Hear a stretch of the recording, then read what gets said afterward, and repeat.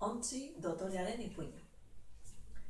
Udako egun batean, izkirak, itsasoan igeri zebilela, ontzi bat ikusi zuen ondoan. Hau ontzi dotorea esan zuen bere artean, etxea izango dut hemendik aurrera. Izkiratxoa ontzi barrura sartzera zijoala, hara non agertu zen karramarroa, agin gogorrak tente.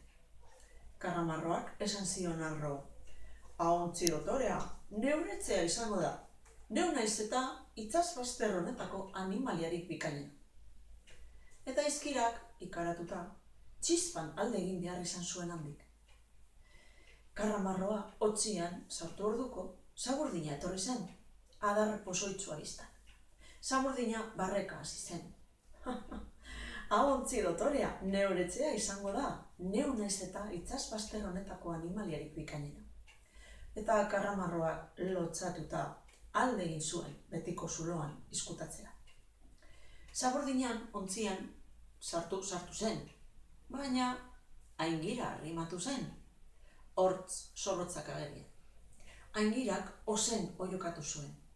Hau ontzi dotorea, neure etxea izango da, neu naiz eta itsasbazter honetako animaliarik bikainena.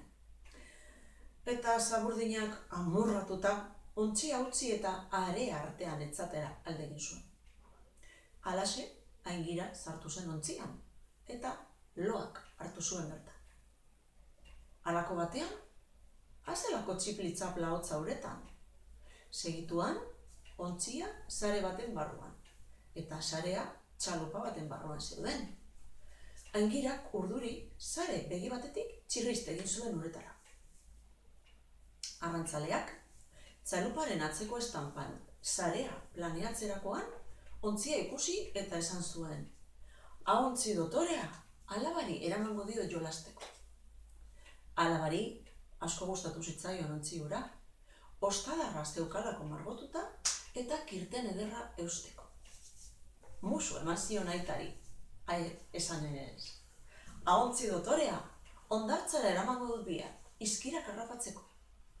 Biharamunean, neskatzoa, salabardoa esku batean, ontzia bestean, haitzen artean paratu zen izkira bila.